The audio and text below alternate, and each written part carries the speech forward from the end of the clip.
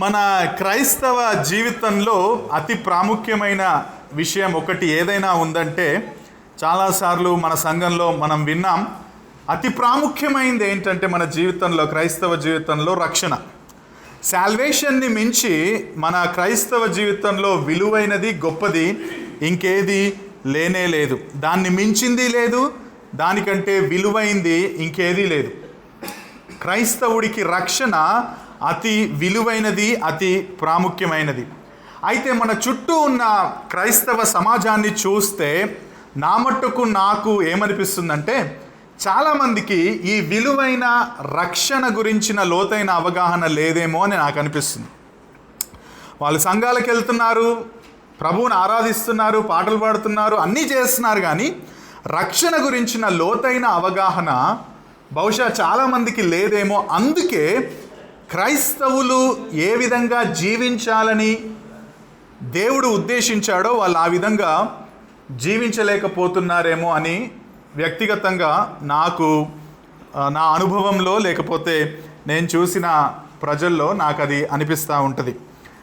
ఒకవేళ అది విలువైనదైతే, అది అత్యంత ప్రాముఖ్యమైనదైతే, దాని గురించిన లోతైన అవగాహన లేకపోవడం అనేది చాలా చాలా ప్రమాదానికి దారితీస్తుంది.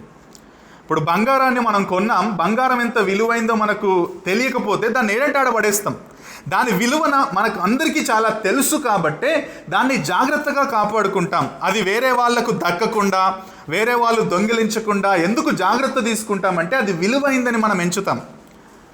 కానీ క్రైస్తవుల్లో చాలామందికి రక్షణ ఆ విలువ దానితో పోల్చలేరు, రక్షణను అంత విలువైనదిగా ఎంచరు. కాబట్టే రక్షించబడిన క్రైస్తవులుగా ఎలా ఉండాలన్న విషయం మీద క్లారిటీ లేకపోవడం వల్ల దేవుడు ఉద్దేశించిన రీతిలో వాళ్ళు ఉండట్లేదేమో అని వ్యక్తిగతంగా నాకు అనిపిస్తుంది.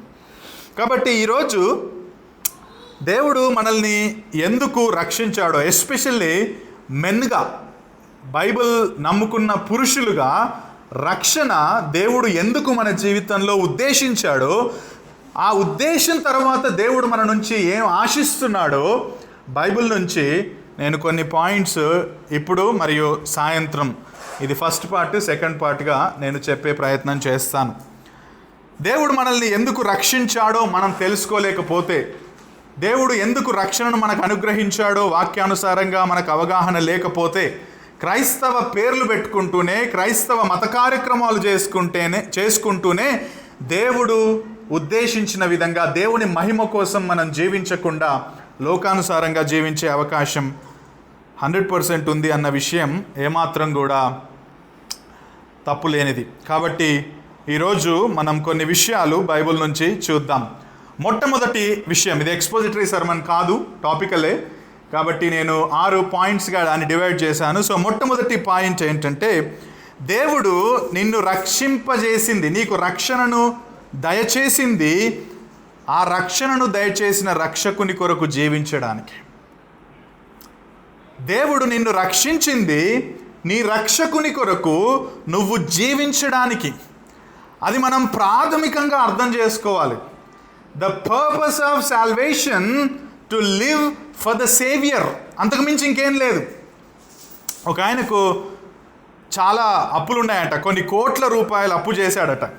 ఆ అప్పులన్నీ కూడా విచ్చలవిడి విలాసాలకు ఆ వ్యక్తి ఖర్చు చేశాడట. ఇక అప్పుల వాళ్ళు చాలామంది వచ్చేసే వరకు ఇక నదిలో దూకి ఆత్మహత్య చేసుకుందామని నది దగ్గర ఆయన నుంచున్నాడట. అయితే ఆ పక్క నుంచే వెళ్తున్న ఒక వ్యక్తి ఈయన నదిలోకి దుంకడానికి ప్రయత్నం చేస్తున్నాడని తెలిసి అతన్ని వారించి, ఏమైంది బాబు ఏంటి అంటే, ఇదిగో ఇంత అప్పులు చేశాను, విచ్చలవిడి జీవితాన్ని గడిపాను, చాలా ఘోరమైన తప్పులు చేశాను, ఇక నేను జీవించి వ్యర్థం, నేను చచ్చిపోవాలనుకుంటున్నాను అని చెప్పినప్పుడు ఈ వ్యక్తి అన్నాడంట, నువ్వేం టెన్షన్ పడకు, ఇదిగో నీకు ఆ డబ్బులన్నీ నేను ఇస్తాను, నువ్వు చనిపోవద్దు, దేవుడు నీకు చనిపోవడానికి జీవితం ఇవ్వలేడు, నీకు డబ్బులు నేను ఇస్తాను, కానీ నువ్వు మాత్రం నీ ప్రాణాన్ని తీసుకోవద్దు అని చెప్పి ఆ ఎంత అప్పులు ఉన్నాయో అన్ని అప్పులు ఈ వ్యక్తి చెల్లించాడట. ఇప్పుడు ఆ వ్యక్తి బయటకు వచ్చేసి అప్పులన్నీ తీరిపోయాయి. ఆ వ్యక్తి ఇంటికి వెళ్ళి, సపోజ్ జీవన్ ఇచ్చాడు అనుకో, నేను చనిపోదాం అనుకుంటే, నేను జీవన్ దగ్గరికి వెళ్ళి, జీవన్ గారు థ్యాంక్ యూ అని చెప్పి వెళ్ళిపోతే నా అంత మూర్ఖుడు లేకపోతే నా అంత కృతజ్ఞత లేనివాడు ఇంకెవడు ఉండడు. ఎందుకంటే దాదాపుగా మరణానికి నేను వెళ్ళాలనుకున్న నన్ను రక్షించి నా మీద ఉన్న అతిపెద్ద భారం కొన్ని కోట్ల రూపాయల అప్పులు చెల్లించిన జీవన్ దగ్గరికి వెళ్ళి థ్యాంక్ యూ అని చెప్పి ఒక మాట చెప్పి వెళ్ళిపోవడం అనేది అది చాలా చాలా కృతజ్ఞత లేమితో కూడిన స్పందనగా నాకు అనిపిస్తుంది.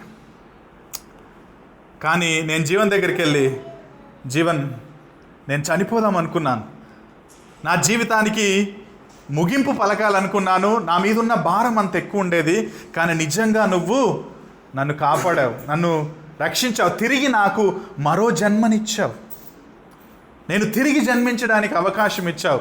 కాబట్టి ఇదిగో జీవన్, ఇక నా జీవితకాలం అంతా నేను నీ పాదసేవ చేసుకుంటాను, లేకపోతే మీ దగ్గరే ఉంటాను, నేను ఇంకేం చేయగలను, ఇప్పుడు నేను నీ దగ్గరికి వస్తాను, నేను నీకు సేవ చేస్తాను, లేకపోతే సేవ చేయలేకపోయినా నువ్వేం చేయమంటావో చెప్పు, ఇప్పుడు నేను అది చేయడానికి నేను సిద్ధంగా ఉంటాను, ఎందుకంటే నువ్వు నా జీవితాన్ని విమోచించావు అని చెప్పడం నా మట్టుకు నేను అది సరైన ప్రతిస్పందన అని నాకు అనిపిస్తుంది.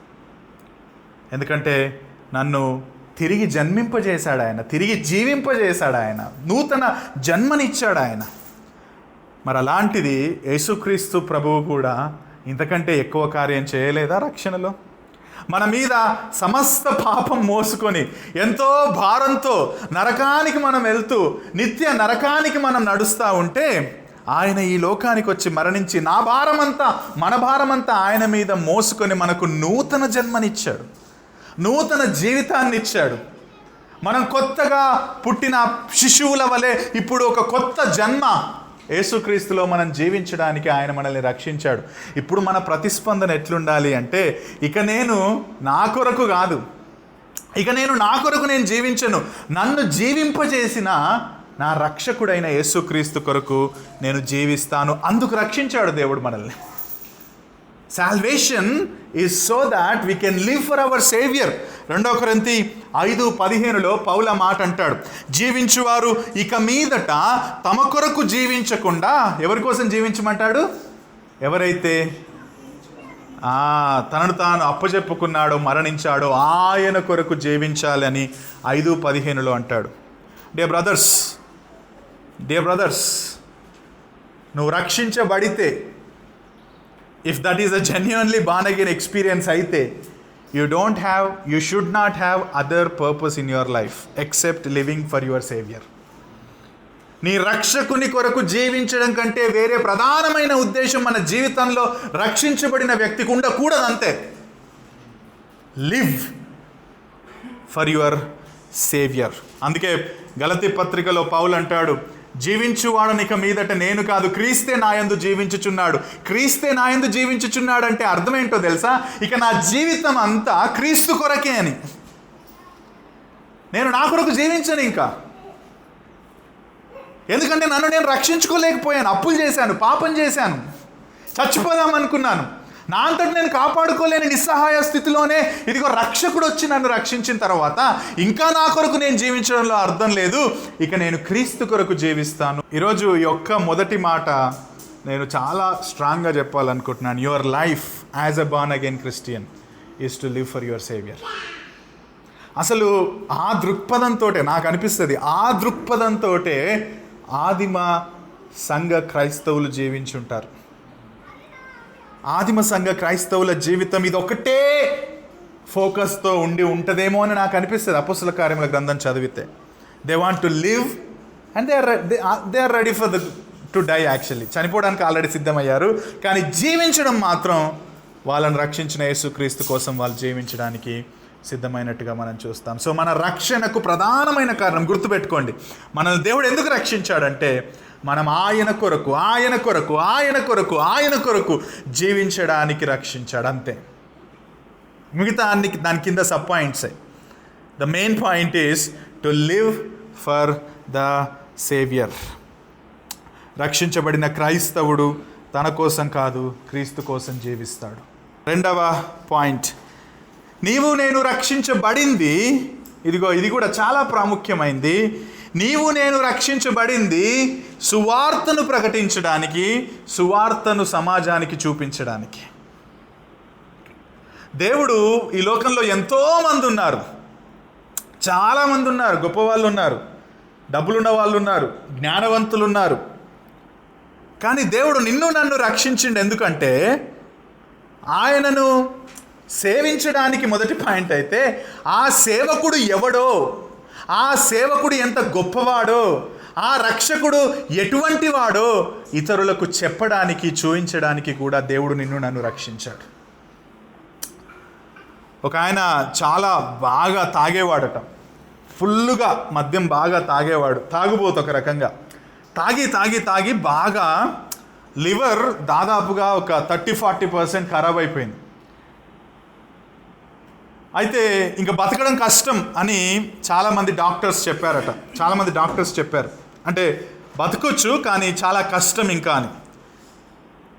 కానీ అదే ఊర్లో ఒక మంచి గ్యాస్ట్రోఎంట్రాలజిస్ట్ ఈయనకు దొరికాడు.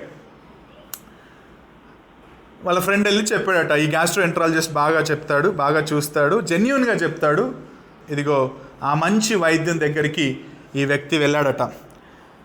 ఈ వ్యక్తి వెళ్ళగానే ఆ వ్యక్తి చూశాడు, డయాగ్నోసిస్ అయిపోయింది.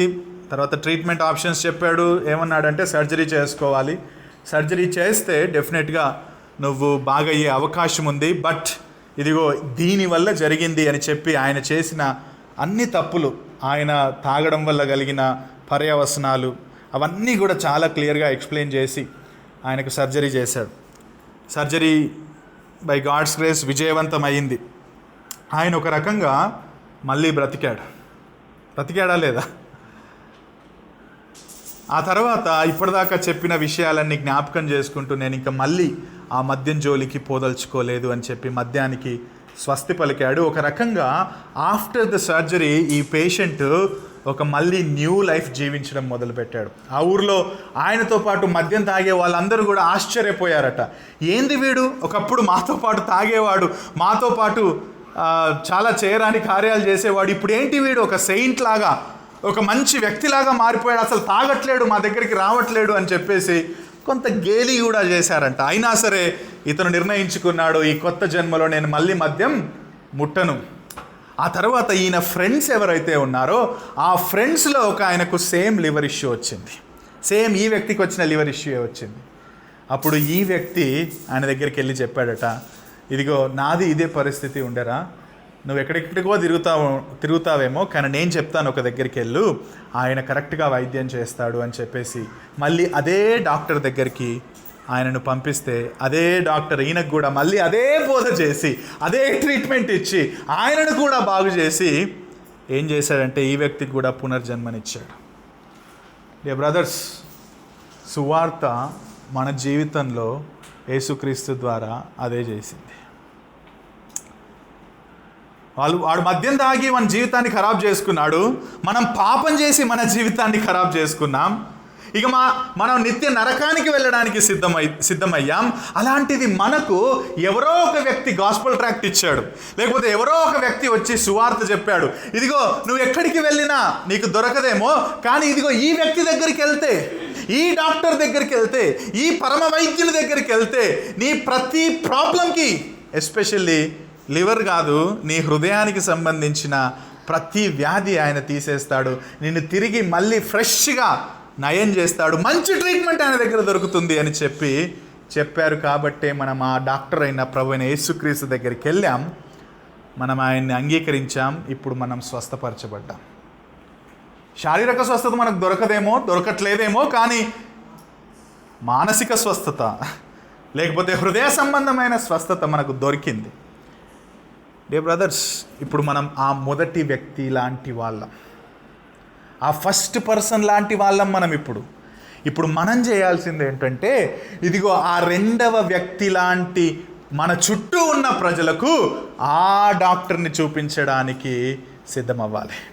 దేవుడు నిన్ను నన్ను స్వస్థపరిచింది, రక్షించింది, నిన్ను నన్ను కాపాడి పునర్జన్మనిచ్చింది, ఇదిగో ఆ దేవుణ్ణి ఇతరులకు చూపించడానికి. లేకపోతే అపొస్తలులు అంత కష్టపడి దూర ప్రాంతాలకు వెళ్ళి సువార్త చెప్పి చావాల్సిన అవసరం ఏముండేది? వాళ్ళందరూ ఏం చేస్తున్నారంటే ఆ హృదయాన్ని స్వస్థపరిచే వైద్యుణ్ణి ప్రజలకు పరిచయం చేయాలని తలా చోటికి వెళ్ళిపోయారు. ఒక రకంగా మన భాషలో చెప్పాలంటే ఘోరమైన విధంగా చంపబడ్డారు. ఎందుకు అంటే వాళ్ళకు అర్థమైపోయింది, దేవుడు మనల్ని రక్షించింది, దేవుడు మమ్మల్ని రక్షించింది అక్కడే యెరూషలేములో, అక్కడే యూదయాలో ఉండడానికి కాదు, ఇదిగో సమరయ బూదిగంతముల వరకు వ్యాపించి ఆ పరమ వైద్యుని పరిచయం చేయాలని దేవుడు నన్ను రక్షించాడు అని వాళ్ళకు అర్థమైంది. కాబట్టి నీవు నేను రక్షించబడిన కారణం ఏంటంటే ఆ పరమ వైద్యుని ప్రజలకు చూపించడానికి, ఆ పరమ వైద్యుని గురించి ప్రజలకు చెప్పడానికి. ఒకవేళ చెప్పకపోతే సింపుల్గా మనకి మనం ఎవరమంటే సెల్ఫిష్ పీపుల్ అంతే. చాలాసార్లు నేను ఈ మాట చెప్పినట్టు గుర్తు. If you're not preaching the gospel in anyway, methods vary అవ్వచ్చు. కొందరు గాస్పెల్ ట్రాక్ట్స్ ఇవ్వచ్చు, కొందరు ఎఫెక్టివ్గా ప్రచారం చేయొచ్చు, కొందరు సువార్తను చూపించవచ్చు. మెథడ్స్ డిఫరెంట్ ఉండొచ్చు, కానీ కంటెంట్ మాత్రం ఒకటే, సువార్త సువార్త సువార్త. అది కనుక మనం చూపించకపోతే, చెప్పకపోతే, we're the most selfish people on the earth. నేను అనుకుంటాను సువార్త చెప్పడం నాకు సిగ్గు, నాకు భయం అని క్రైస్తవులుగా అనకూడదేమో. నువ్వు కొత్తగా రక్షించబడ్డావు, నిన్నగాక మొన్న యేసు ప్రభువుని అంగీకరించావు, నీకు ఆ భయం ఉంటుండొచ్చు.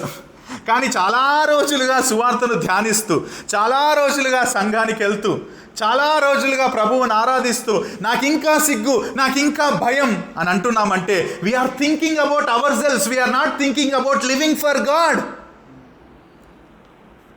మొదటి పాయింట్ మనకు అర్థం కాలే. దేవుడు మనల్ని రక్షించింది మన రక్షకుని కోసం జీవించడం అంటే మన సిగ్గు, మన భయాలను విడిచిపెట్టి యేసు ప్రభువును ఇతరులకు చూపించడం అని మనకు అర్థం కావట్లేదు. మూడవ పాయింట్, దేవుడు నిన్ను నన్ను రక్షించింది, దేవుడు నిన్ను నన్ను రక్షణతో అలంకరించింది. ఎందుకో తెలుసా? ఎందుకంటే పరిశుద్ధ జీవితం జీవించడానికి. నేను నిన్ను రక్షించాను, నీ ఇష్టం వచ్చినట్టు నువ్వు బ్రతుకు అనట్లేడు దేవుడు.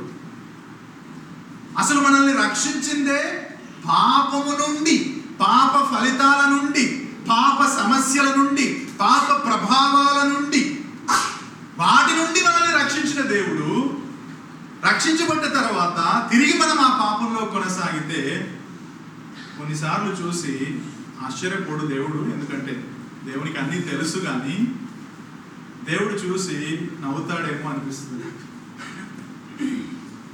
నీవు నేను రక్షించబడిన ఒక ప్రధాన కారణం, దేవుడు మనల్ని రక్షించింది ఎందుకంటే నీవు నేను ఆయన కోసం జీవించడం. అంటే ఏంటి అంటే పరిశుద్ధులుగా జీవించడం కోసం.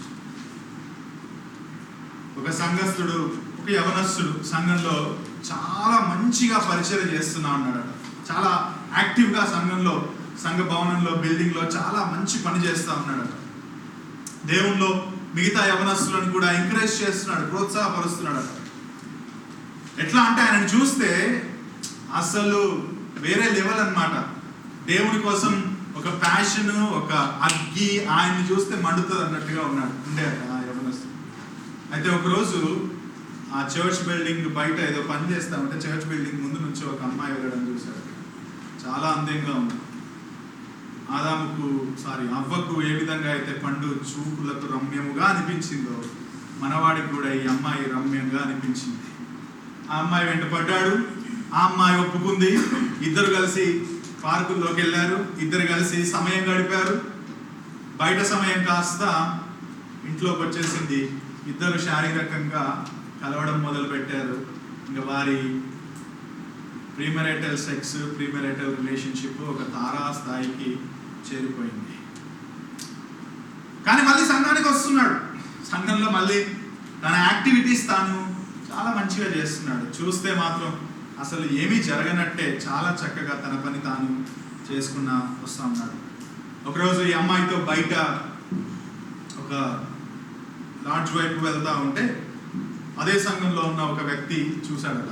చూసి ఆ వ్యక్తిని పిలిచి, యవనస్తుని పిలిచి ప్రశ్నించి యేసుక్రీస్తు ఏం కోరుకుంటున్నాడు, ఏ విధంగా జీవించమన్నాడు, నువ్వు చేస్తుంది ఏంటి అన్న విషయాలు తనకు చెప్పేసరికి అంతరంగంలో చాలా చాలా అలజడి మొదలై మొత్తం ఏడ్చి రిపెంట్ అయ్యి, దేవా వ్యతిరేకంగా నేను పాపం చేశానని చెప్పేసి ఆ రోజు బాగా ఏడ్చాడంట. ఏడ్చి ఆ రోజు ఒక నిర్ణయం తీసుకున్నాడు, ఇంకా నేను దేవుని కోసం పవిత్రంగా బతుకుతాను. ఆ తర్వాత కొన్ని రోజులకు అదే అమ్మాయి వచ్చిందంట. ఎందుకంటే వాళ్ళిద్దరూ సెక్షువల్గా చాలా రోజులుగా కలిశారు కాబట్టి ఇప్పుడు అమ్మాయి నుంచే ఈ ఆఫర్ వచ్చింది, కమ్ అని చెప్పి వచ్చిందంట. అయితే ఈ యవనస్తుడు వెళ్ళి, నేను యేసు క్రీస్తును రక్షకుడిగా కలిగి ఉన్నాను, పరిశుద్ధాత్మ దేవుడు నా హృదయంలో ఆలయముగా నివసిస్తున్నాడు, నేను నీతో చేసింది బైబిల్ ప్రకారం పాపం, నేను చాలా పాపం చేశాను, నీ గురించి కాదు, ఇదిగో నేను పాపం చేశాను నీకు వ్యతిరేకంగా. It is my sin against my God who died on the cross for my since. నీ గురించి నేనేం మాట్లాడట్లేదు, బట్ నేను పాపం చేశాను, చాలా పాపం చేశాను, నన్ను క్షమించు, నేను ఇందులో కొనసాగలేను అని చెప్పి అక్కడి నుంచి ఆయన వెళ్ళిపోయాడు. Dear brothers, if you are a man అని మనమే కట్ చేయాలి. అది మొగతనం. ఆ టైంలో ఆ దాంట్లో నేను అయిపోయిందన్నా కాదు. డెఫినెట్గా ఆ విధంగా పాపం మనల్ని ప్రలోభ పెడుతుంది. కొన్నిసార్లు పాపం ఏ విధంగా ప్రభావితం చేస్తుందంటే మన జీవితాన్ని మనం రేషనల్గా ఆలోచించకుండా పూర్తిగా మబ్బు, అసలు మనం చేస్తుంది పాపమే కాదన్నట్టుగా ఒక రకమైన స్మోక్ మన ముందుకు తీసుకొచ్చే అవకాశం ఉంది. పాపం చేస్తుంది అది డెఫినెట్గా. కానీ రక్షించబడిన క్రైస్తవుడవైతే ఈ మాట వినండి జాగ్రత్తగా. యేసు క్రీస్తును అంగీకరించిన విశ్వాసం అయితే లివింగ్ ఫర్ క్రైస్ట్ అంటే అర్థం ఏంటంటే ఆ ముసుగును తొలగించి, ఇదిగో నేను క్రీస్తు కుమారుడను, నేను పరిశుద్ధంగా జీవించడానికి రక్షించబడిన వ్యక్తిని అని చెప్పి మనం పోరాడి గెలవాల్సిన వారమై ఉన్నాం. మెన్గా మనం, విమెన్గా మెన్ మనం కొన్నిసార్లు పెళ్లికి ముందు టెంప్టేషన్స్ ఉంటే పెళ్లి అయిన తర్వాత ఇంకేం ఉండేమో అని అనుకునే అవకాశం ఉంది.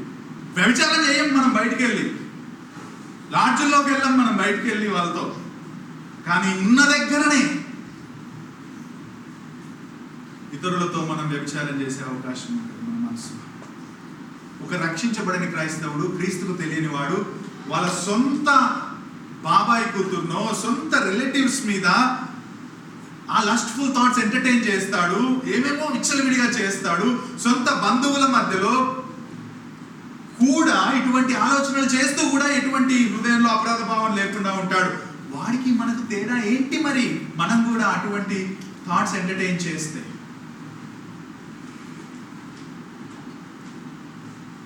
దేవుడు నిన్ను నన్ను రక్షించింది ఈ విధంగా విచ్చలవిడి ఆలోచనలు చేయడానికి కాదు.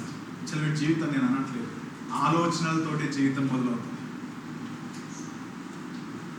భార్య పక్కన పెట్టుకొని, ఈ మాట చెప్తున్నాను నేను, భార్య పక్కన పెట్టుకొని కూడా ఇతర సిస్టర్స్ మీద మనం లస్ట్ఫుల్ థాట్స్ కలిగి ఉండే అవకాశం ఉంటుంది. If you are not careful, my dear brothers, please kill every day. Ask the lord. దేవుణ్ణి అడుగుదాం, జెన్యూన్గా దేవుణ్ణి అడుగుదాం, దేవా ఈ విషయంలో నాకు సహాయం చేయి, నాకు చాలా చాలా ఇటువంటి ఆలోచనలు వస్తున్నాయి, దేవా నన్ను చంపే విషయంలో. అండ్ పెళ్లి కాని బ్రదర్స్, బీ కేర్ఫుల్. దేవుడు నిన్ను రక్షించింది నీ భార్యతో నువ్వు సెక్స్ చేయడానికి, భార్య కాని స్త్రీతో సెక్స్ చేయడానికి కాదు. గాడ్ యువర్ హార్ట్ diligently, చాలా జాగ్రత్తగా మీ హృదయాలను కాపాడు. ఐ స్పోక్ టు పీపుల్, నేను మాట్లాడాను చాలా మందితో. అది మామూలుగా ఉండదు అపరాధ భావన. దేవుడు కంపల్సరీ హీల్ చేస్తాడు. దేవుడు మంచి దేవుడు. అటువంటి స్థితిలో కూడా మనం ప్రభు దగ్గరికి వెళ్ళి పశ్చాత్తాపడితే, నేనేమాత్రం కూడా నా అద్దకు వచ్చేవారు నేను త్రోసివేయను అని చెప్పిన మంచి దేవుడు మనకున్నాడు. డెఫినెట్గా ఆయన రక్షిస్తాడు, ఆయన క్షమిస్తాడు. కానీ ఆయన క్షమాపణ పొందుకొని మళ్ళీ గ్రాంటెడ్గా తీసుకొని అటువంటి సిన్ఫుల్ లైఫ్ స్టైల్ జీవించకుండా జాగ్రత్త పడాల్సిన బాధ్యత మనకి. దేవుడు నిన్ను నన్ను రక్షించింది పాపంలో కొనసాగడానికి కాదు, పాపాన్ని చంపడానికి. ఒక విషయం చెప్పిన ఎఫ్ఎస్సి పత్రిక అప్పుడు కూడా నేను చెప్పాను. 1వ అధ్యాయం 6వ వచనంలో ఎలక్షన్ గురించి పౌలు మాట్లాడుతూ, జగత్తు పునాది వేయబడక ముందే క్రీస్తులో మనల్ని ఏర్పరచుకుని, నేను 6వ వచనంలో చెప్పడానికి ముందు పర్పస్ చెప్తాడు. ఏమనంటాడు తెలుసా? మీరు పరిశుద్ధులను నిందారహితులై ఉండాలి, హోలీ అండ్ బ్లేమ్లెస్ గా ఉండాలని క్రీస్తు ద్వారా జగత్తు పునాది వేయబడక ముందే నేను ఏర్పరచుకున్నాడు. ఇది అనదర్ వర్డ్స్ ఏమంటున్నాడంటే, దేవుడు నిన్ను రక్షించింది, ఎన్నుకుంది. ఎందుకో తెలుసా? నువ్వు పరిశుద్ధంగా బ్లేమ్లెస్ గా ఉండాలి. నీవు నేను రక్షించబడ్డాం. లోకంలోనే ఉంటూ లోక మాలిన్యాన్ని అంటించుకోకుండా లోకానికి పరిశుద్ధులుగా ఉండడం అంటే ఇది అని చూపించడానికి దేవుడు నిన్ను నన్ను రక్షించాడు. సో మనం ఆదికాండంలో కూడా చూసాం కదా, who are we as human beings? We are representatives of God. మనం దేవుణ్ణి చూపించే వాళ్ళం, మనం దేవుణ్ణి ప్రతిబింబించే ప్రజలం. మరి ఏ విషయంలో దేవుణ్ణి ప్రతిబింబిస్తామంటే ఈ కాంటెక్స్ట్ లో పవిత్రత విషయంలో ప్రతిబింబిస్తాం. అరే పెళ్లికి ముందు సెక్స్ చేయకుండా ఎట్లా ఉంటారా, ఇదిగో ఇలా ఉండొచ్చు అని మనం చెప్పగలగాలి, చూపించగలగాలి as a born again Christians. అరే పెళ్ళైన తర్వాత ఎక్స్ట్రా మ్యారిటల్ అఫేర్స్ లేకుండా అదేం జీవితం రా అంటే, ఇదిగో ఇలా ఉండాలి, ఇలా ఉండొచ్చు, యేసుక్రీస్తును నమ్ముకున్న నేను ఉన్నాను అని మనం చూపించగలగాలి. మిగతా వాళ్ళు మనల్ని చూసి, అరే ఇంత హోలీగా ఉండొచ్చా, ఇది ఎలా సాధ్యం, ఇంత గలీజ్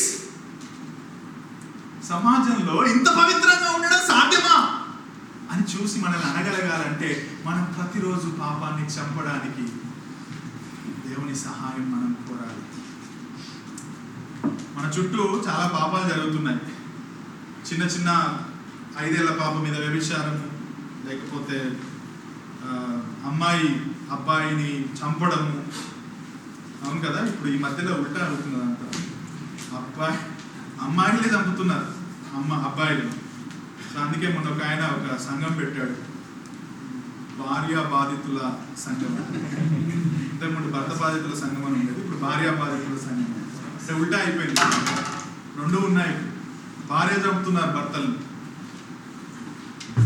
సో మన చుట్టూ పాపం విస్తరిస్తుంది, పాపం కొత్త పుంతలు దొక్కుతుంది. పాపం చూసినప్పుడు మన నుంచి వచ్చే ప్రతిస్పందన జనరల్ గా ఏంటంటే, ఎట్లా చేస్తున్నారు అబ్బా ఇది, అసలు ఎట్లా చేస్తున్నారు ఇల్లు, ఆ చిన్న పాపం మీద వ్యభిచారం చేయడం ఏంటి, అసలు ఆమెను అంత దౌర్భాగ్యంగా దారుణంగా చంపడం ఏంటి, అసలు ఏం పాపం అంటే ఇదని మనం బాధపడతాం. అవునా? కానీ ఒక్కసారి ఆగి మన హృదయాల్లో తొంగి చూసుకుంటాం. మన హృదయాలకు ఒకసారి లోపలికి వెళ్ళి తొంగి చూద్దాం. అక్కడ దాకా వెళ్ళి మనం పాపం చేయట్లేదేమో, కానీ పాపంలో హెచ్చు తగ్గులేం లేవు కదా, ఏదైనా పాపమే కదా. మనం ఏం చేస్తున్నాం? రక్షించబడిన క్రైస్తవుడిగా, పవిత్రమైన హృదయాన్ని పొందుకున్న క్రైస్తవులుగా, ఆత్మదేవుణ్ణి ఆలయంగా కలిగిన క్రైస్తవులుగా మన హృదయాల్లో ఉన్న కంపేంటి? మరి బయట చూస్తే బాధ అవుతుంది, కరెక్టే. మరి లోపల మన హృదయాన్ని చూసి బాధపడుతున్నాము. ఆ బాధను మనం వదిలేసామంటే డేంజర్. ఈ మాట వినండి చాలు.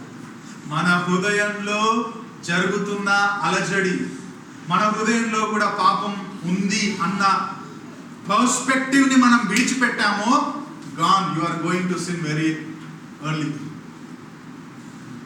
వెరీ ఎర్లీగా నువ్వు ఏదో పాపం చేస్తావు తప్పకుండా. అందుకే ప్రతిరోజు మెన్గా మాట్లాడుతున్నా, నేను పచ్చిగా మాట్లాడుతున్నా, ప్రతిరోజు మన హృదయాలను నగ్నంగా మనం చూసుకోవాలి, లేకపోతే కష్టం. అందుకే పేతురు అంటాడు 1వ అధ్యాయంలో, మనకు తెలుసు, నేను పరిశుద్ధుడనై ఉన్నాను. ద్వితీయోపదేశకాండం మాటను ఆయన అక్కడ ప్రస్తావిస్తాడు. దేవుడు పరిశుద్ధుడై ఉన్నాడు కాబట్టి ఇప్పుడు ఆ దేవుణ్ణి, ఆ రక్షకుని అంగీకరించిన మీరు కూడా పరిశుద్ధులై ఉండుడి.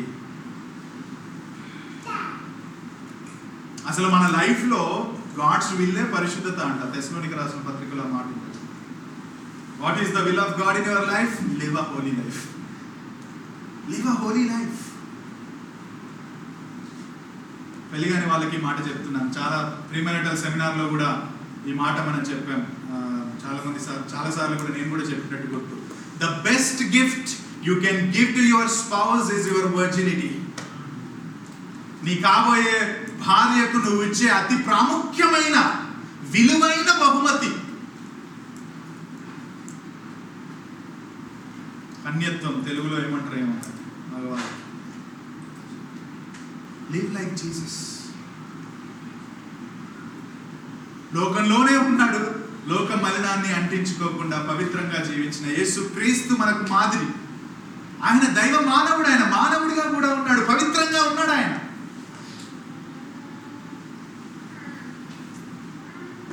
పాపానికి నో చెప్పడం మగతనం. నన్ను అడిగితే పాపం చేయమని పోతీఫరు భార్య శోధించినప్పుడు పాపానికి దూరంగా పరిగెత్తిన యోసేపు మొగుడు.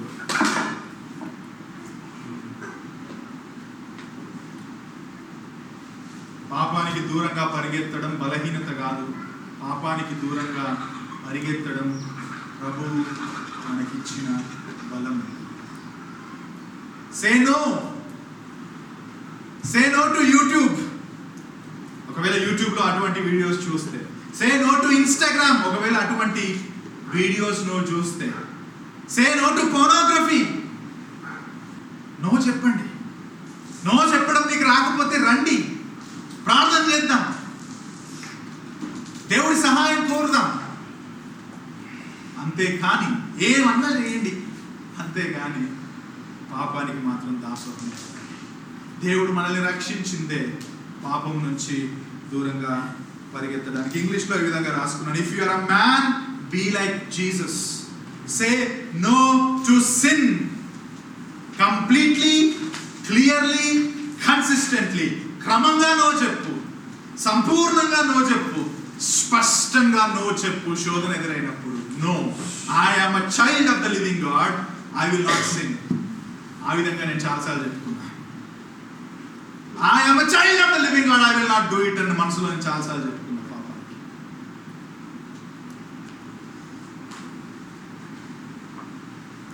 ఫాల్స్ ప్రీచింగ్ దాంట్లో ఒక మాట నేను డీల్ చేశాను.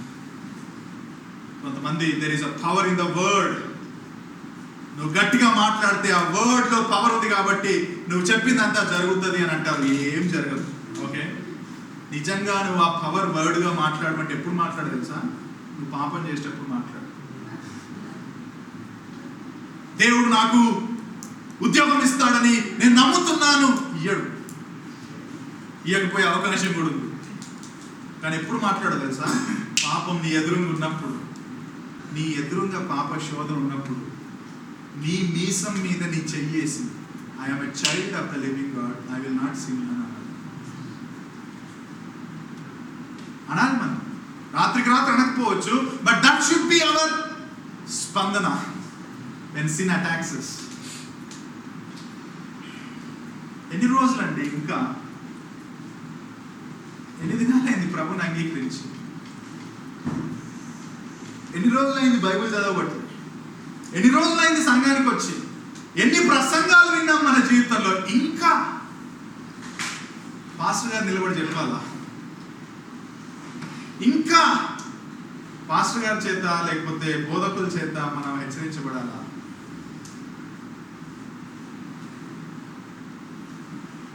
పాపము పాస్టర్ గారికి చెప్పిరారు. పాపం వచ్చినప్పుడు పాస్టర్ గారిని పక్కన ఉంటాడు. You have to fight your own battle. He will only support you. He will only teach you. But ఎవ్వరు లేనప్పుడు వస్తుంది పాపం. మంచిగా ఉన్నప్పుడు కాదు. ఇప్పుడు రమ్మని, ఇప్పుడు తీసి చూడండి. మీరు ఎవరైనా పోర్నోగ్రఫీ సైట్ తీసి చూస్తారా? కానీ ఎవ్వరు లేనప్పుడు చూస్తున్నారు. అవి ఇన్స్టాగ్రామ్లో చూసే పూర్తి పోర్నోగ్రఫీ కాకపోయినా మామూలు పోర్నోగ్రఫీ వీడియోలైనా, అసలు మామూలు పూర్తి ఏముందో కానీ అవి కూడా ఎవరు లేనప్పుడే చూస్తాం మనం. When you are alone that will come. అది ఎట్లా వస్తుంది తెలుసా? కంప్లీట్గా వస్తుంది, స్పష్టంగా వస్తుంది. ఆయన ఒంటరిగా ఉన్నప్పుడు కన్సిస్టెంట్గా వస్తుంది. అందుకే నేను ఏమని రాశాను తెలుసా?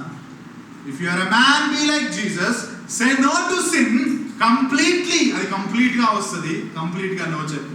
అది చాలా స్పష్టంగా వస్తుంది, శోధన చాలా స్పష్టంగా నో చెప్పు. అది కన్సిస్టెంట్ గా వస్తుంది, కన్సిస్టెంట్ గా నో చెప్పు. ఈ రోజు చెప్పాను కాబట్టి ఇంకా నేను ఎప్పటికీ పరిశుద్ధంగా ఉండిపోతా అంటే కుదరదు. నువ్వు ఎక్కడ వీకో అక్కడే మాటి మాటికి ఆ శోధన వస్తుంది. Say no for the glory of God. That is what living for your saviour. Yesu ప్రభు కోసం జీవించడం అంటే అదే. Don't play with sin. పాపంతో ఆటలాడకు, నాశనం చేసేస్తుంది. పాపానికి దూరంగా పరిగెత్తు, పాపాన్ని ఎదిరించు, పాపాన్ని నిరోధించు, పరిశుద్ధతకై ప్రయాసపడు. Stand firm as a man. కొరింథీ పత్రికలో పౌలు అంటాడు కదా, యాక్ట్ లైక్. నువ్వు మగోడివి అయితే, నేను మగోడిని అయితే, కొల్లమే పాయింట్ అది కాదు. అంటే ఒక biblical మ్యాన్గా we should resist the sin. We should reject the sin. We should run from the sin. ఇది గుర్తుపెట్టుకోండి, పరిగెత్తండి. రన్, చాలా చాలా దూరంగా పరిగెత్తండి. ప్రపంచం మిమ్మల్ని చూసి బలహీనుడా, ప్రపంచం మిమ్మల్ని చూసి చాతకానివాడా అన్నా సరే పరిగెత్తండి పాపానికి. అది ప్రపంచానికి బలహీనత కావచ్చు, ప్రపంచానికి చేతగానితనం కావచ్చు, కానీ ప్రభువుకు మాత్రం అది మహిమ. అది నీకు ఎంతో బలం. దేవుడు నిన్ను నన్ను రక్షించింది దేవుని కోసం, రక్షకుని కోసం జీవించడానికి, సువార్తను చూపించడానికి, సువార్తను చెప్పడానికి. మూడవది పరిశుద్ధత కలిగి జీవించడానికి. దేవుడు ఆ సహాయం మనందరికీ చేయగలరు. దేవా, ఈ మాటలు మా జీవితాల్లో ఫలింపజేసి మమ్మల్ని మీకోసం జీవించే బిడ్డలుగా చేయమని మీ కుమారుడైన క్రీస్తు నామములో ప్రార్థిస్తున్నాం.